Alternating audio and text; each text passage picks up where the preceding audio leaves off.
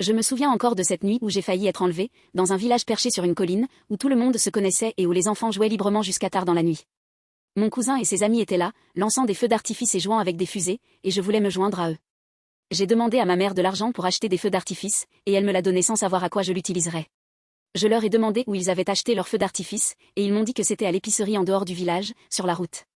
Je n'aimais pas aller à cette épicerie, car elle était trop éloignée du village, et je préférais aller à celle qui se trouvait au centre du village, où le propriétaire me connaissait bien. Mais je n'avais pas le choix, et je suis allée à l'épicerie en dehors du village. Rien ne semblait anormal au début, et j'ai acheté ce que je voulais, ainsi que des bonbons. Mais en sortant de l'épicerie, j'ai remarqué un homme à vélo qui se déplaçait à côté de moi. Au début, je n'ai pas trouvé cela étrange, car je pensais qu'il se rendait également au village. Mais il me regardait fixement, les yeux écarquillés, et j'ai commencé à me sentir mal à l'aise. J'ai accéléré le pas, et il a fait de même. Puis, j'ai remarqué qu'il ne me regardait pas seulement, mais également la route à gauche de moi, où une voiture roulait lentement, avec un autre homme qui me regardait fixement. J'ai compris qu'ils essayaient de me piéger, et que l'homme à vélo voulait m'attirer vers eux en me promettant des bonbons. J'ai alors rappelé les mots de ma mère, qui me disait toujours de ne jamais aller avec quelqu'un qui me promettait des bonbons, et de fuir immédiatement. J'ai donc pris mes jambes à mon cou et j'ai couru le plus vite possible, mais l'homme à vélo et l'homme en voiture essayaient de me coincer.